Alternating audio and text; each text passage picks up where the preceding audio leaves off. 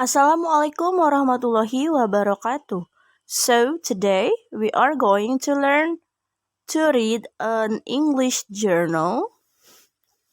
So here we have the journal. It's about a meta-analysis. Okay, I'd like to read first the title. Kita mulai dengan membaca judulnya. Telemedicine Intervention Reduced Blood Pressure in a Chronic Disease Population. A meta-analysis. Now we are going to read the abstract.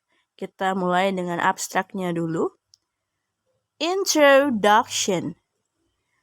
Elevated blood pressure, or BP, is a leading risk factor for many chronic diseases. Many investigations conducted using telemedicine, or TM, based interventions have the potential to control BP. The purpose of this study was to assess the efficacy of TM-based interventions in reducing BP. Oke, sekarang kita baca methods-nya. Methods. Studies were selected from PubMed, PMC, Web of Science, Embase, Google Scholar, Cochrane Library, the Chinese National Knowledge Infrastructure, or CNKI, and the Chinese Biomedical Literature Database, CBM, according to the inclusion and exclusion criteria. The mean and standard deviation changes in systolic BP, or SBP, and diastolic BP, or DBP, were analyzed using standard mean difference, or SMD, and 95% confidence intervals, or CI, with a random effects model or fixed effects model to assess the efficiency of controlling BP. Subgroup analysis, influence analysis, and publication bias analysis were also conducted. Sekarang kita baca results-nya. Results: 16 randomized clinical trials were included in this meta-analysis. A TM-based lifestyle intervention significantly reduced daytime SBP, or SMD, is minus 0.18, 95% CL, minus 0.27 to minus 0.10.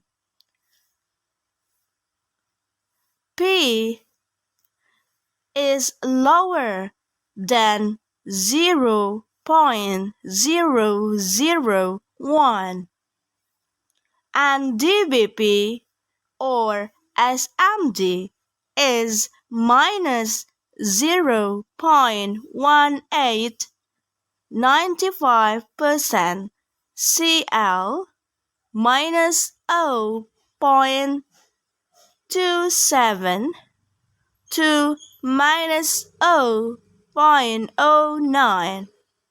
P is lower than 0.001. Jadi kalau dalam bahasa Inggris, 0 itu bisa kita baca 0 atau O.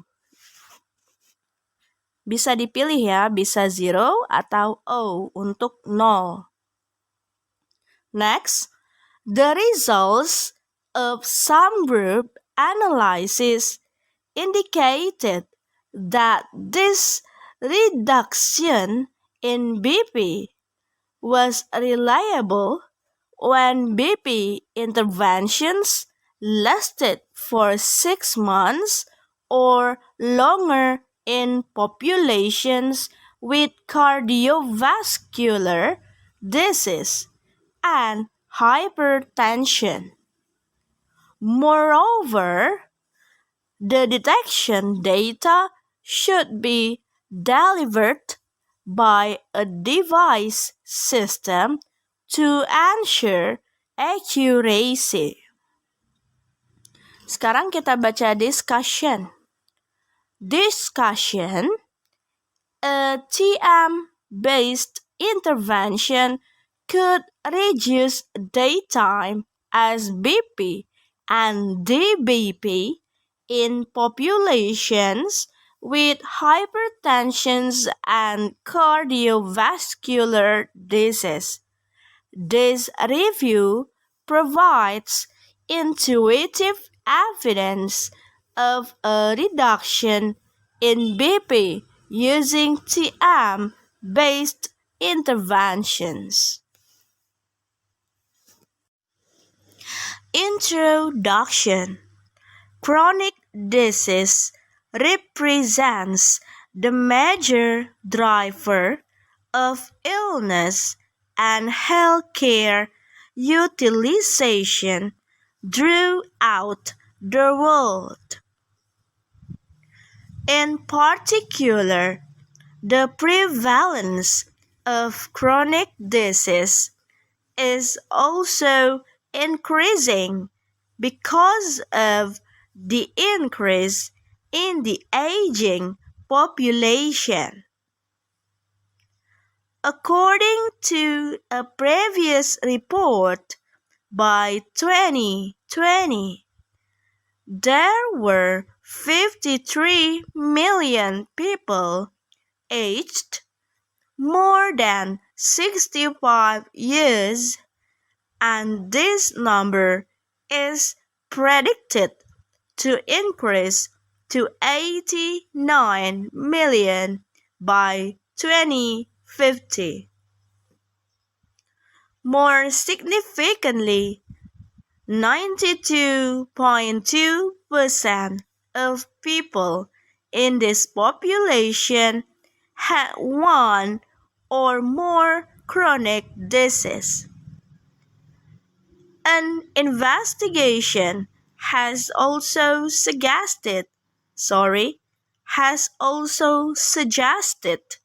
that by 2020 there were already 15 million Americans with hypertension, 12 million with diabetes mellitus or DM, 4 million with coronary heart disease, 2 million with stroke, and 2 million with heart failure.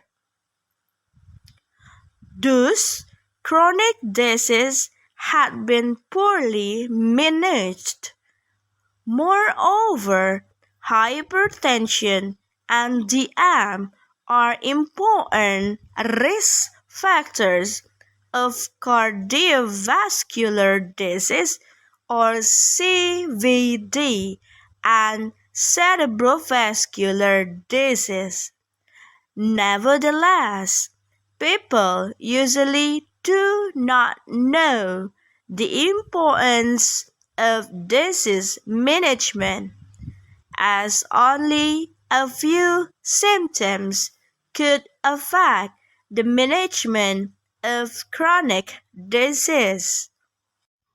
Therefore, the care of patients with chronic disease requires a multidisciplinary approach, and one study searched for ways to improve care coordination.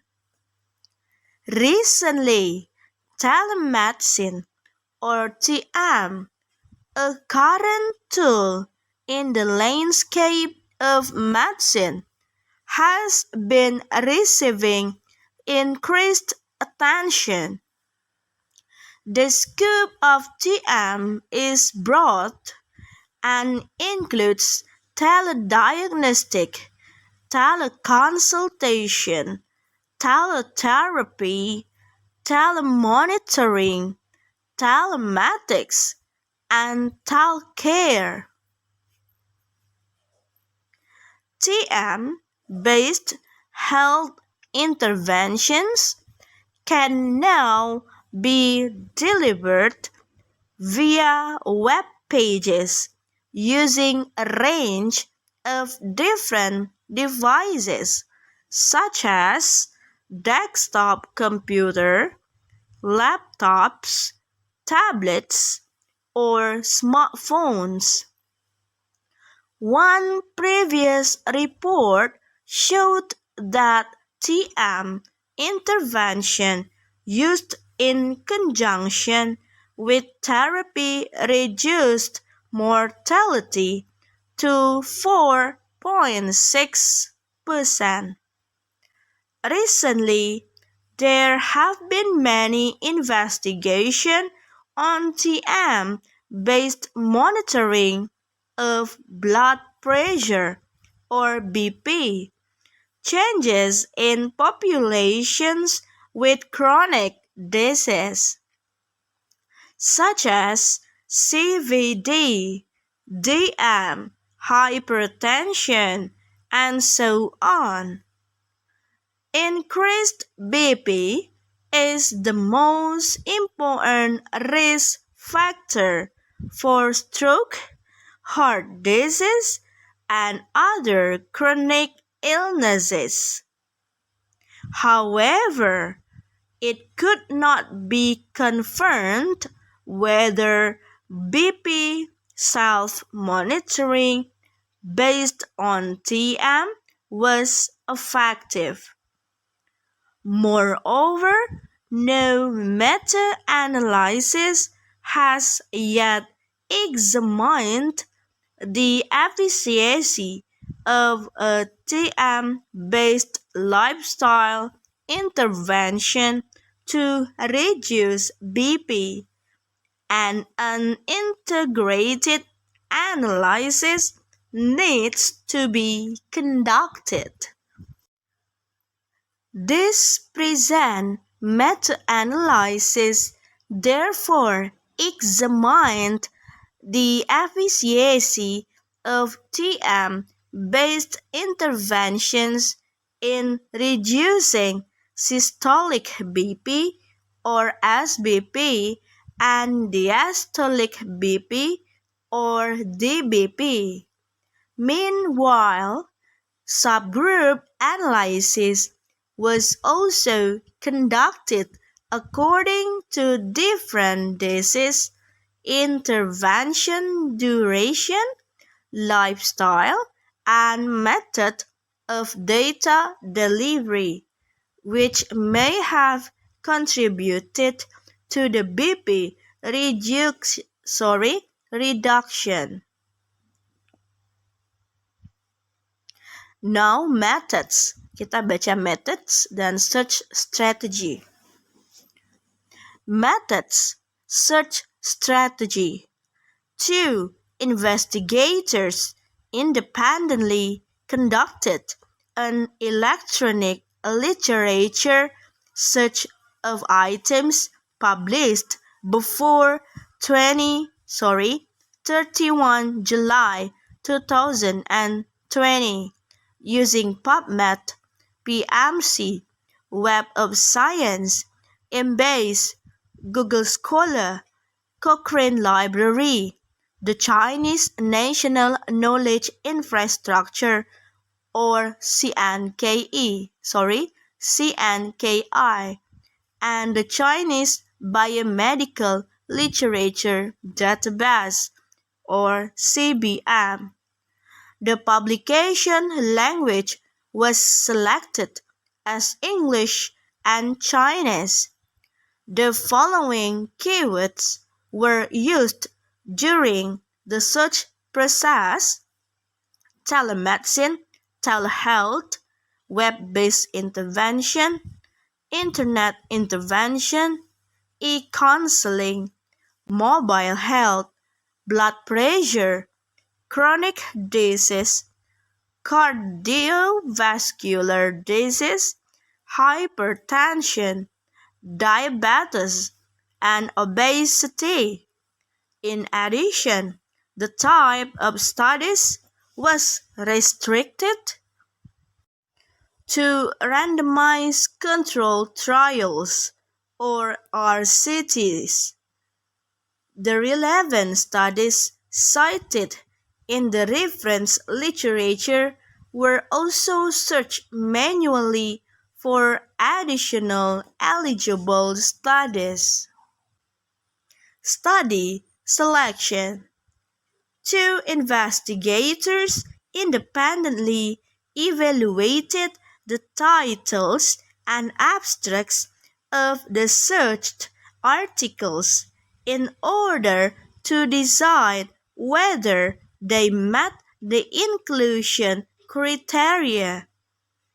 Differences were solved by consensus. All investigations about the effect of TM-based interventions on SBP and DBP were included. Meanwhile, we also manually defined whether the investigation was a TM-based intervention to control BP. Studies were included in this meta-analysis only if they met the following criteria. A. The study was an RCT. B. The cases included were diagnosed with a chronic disease. For example, CVD, DM, hypertension, or obesity. C. Interventions data were obtained using an internet-based device. For example, a desktop computer, laptop, tablet, or smartphone. D. The duration of each intervention was at least 24 weeks or 6 months. E.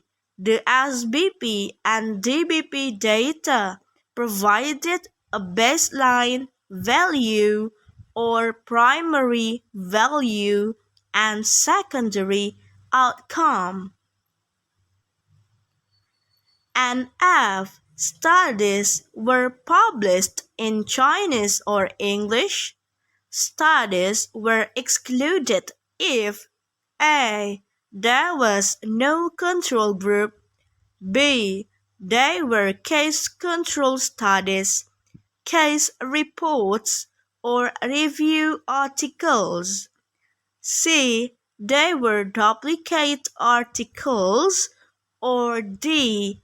there was a lack of baseline data or final data.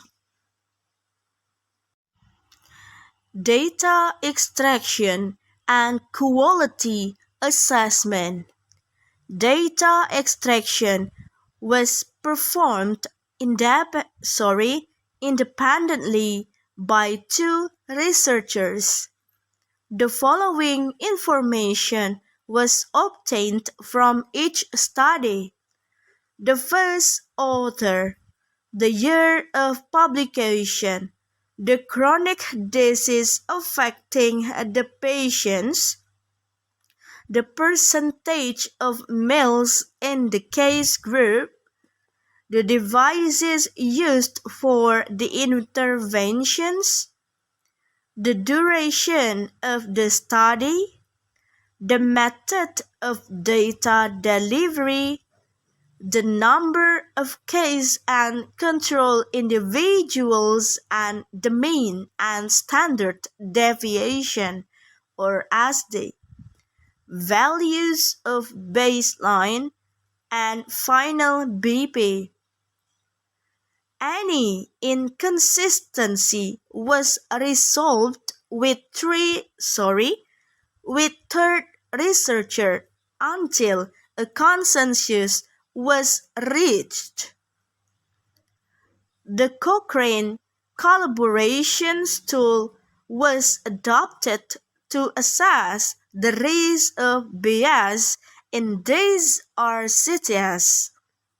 Briefly, the risk of bias covers 7 domains: random sequence generation, allocation concealment, blinding of participations and personnel, blinding of outcome assessment, incomplete outcome data, selective reporting, and other bias.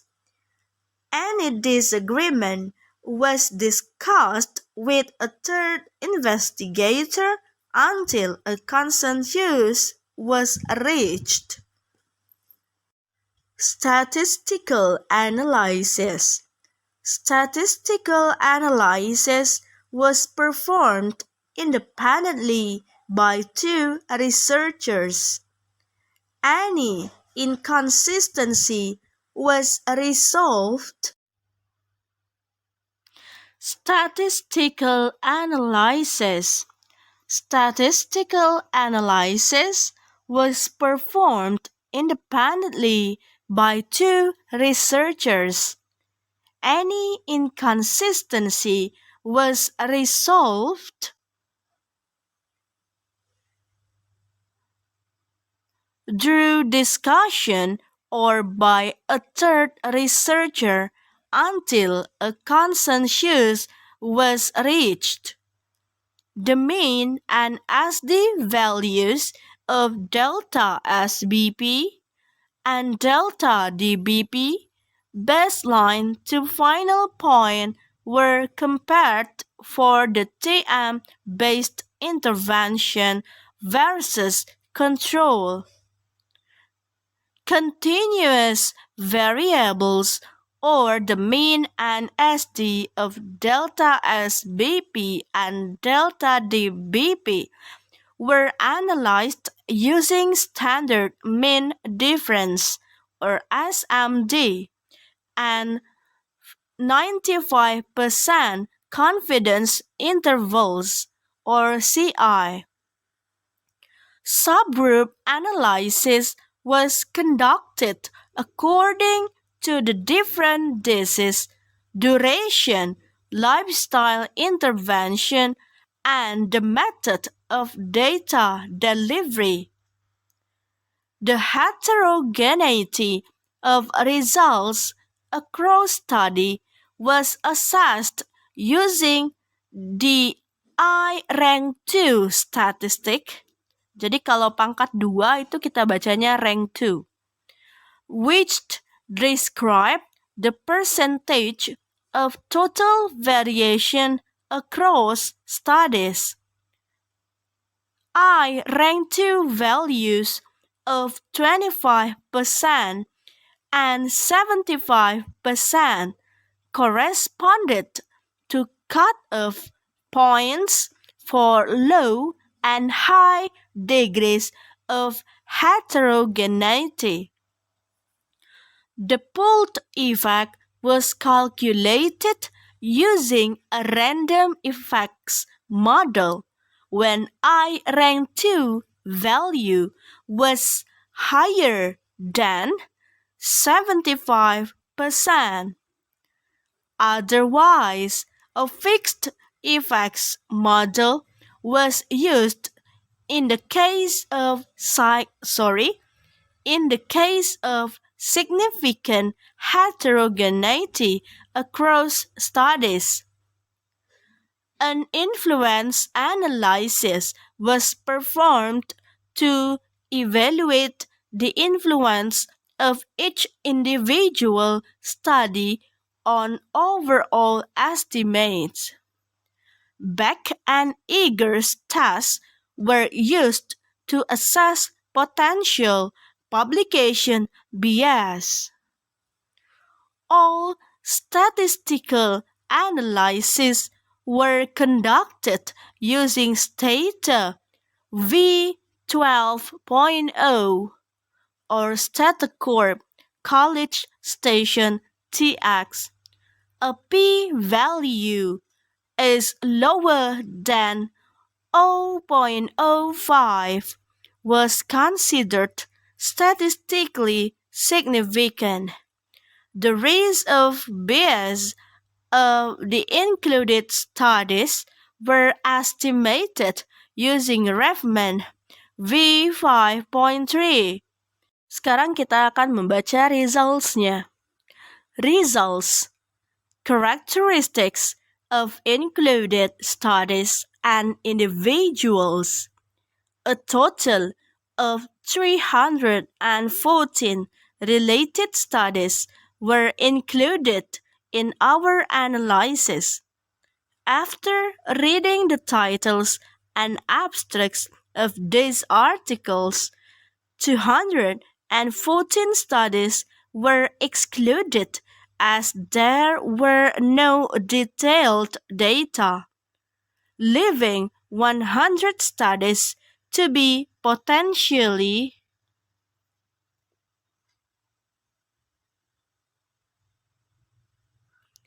excluded in further evaluation. After reading the full text of these articles, a further 84 studies were excluded based on the exclusion criteria. Final 16 are CTS, 7630 cases and 7628 controls were excluded in the quantitative synthesis. A flowchart of the study selection process is shown in Figure 1. There were 3 comparisons with a sample size of less than 50 and 13 are CTS with a sample size of more than 100. The features of most RCTS in the terms of age and sex were not significantly different. The risk of RCTS bias is demonstrated in supplemental figure as 1. These RCTS were well designed in terms of random sequence generation. Only 3 studies were regarded as having an unclear risk of bias. Most studies did not mention adequate allocation concealment.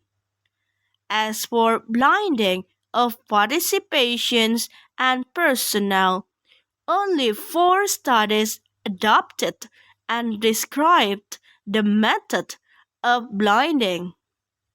Other studies were open label, which may have resulted in performance bias.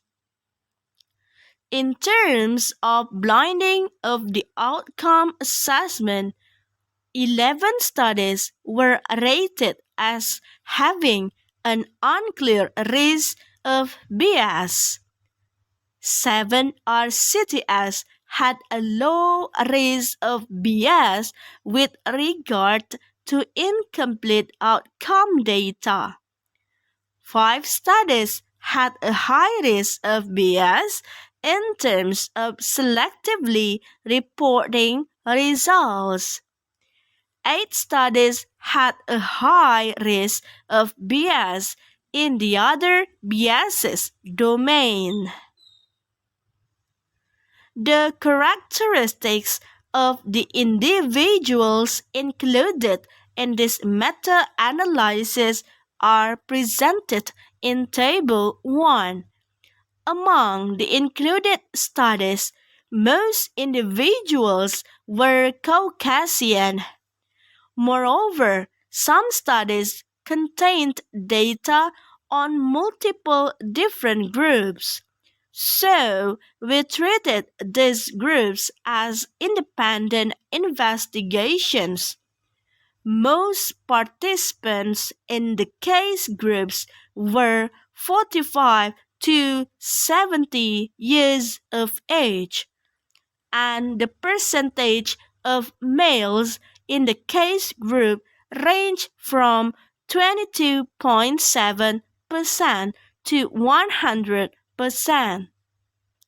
The individuals included in the 16 RCTS mainly had 4 types of chronic disease: hypertension, CVD, DM, and obesity.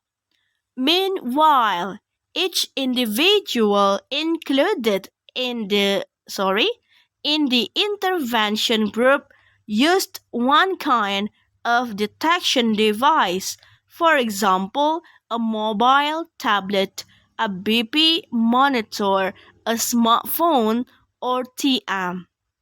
The BP data were delivered by participant or collected via detection device systems. The baseline and final BP in the included studies were determined by averaging multiple records.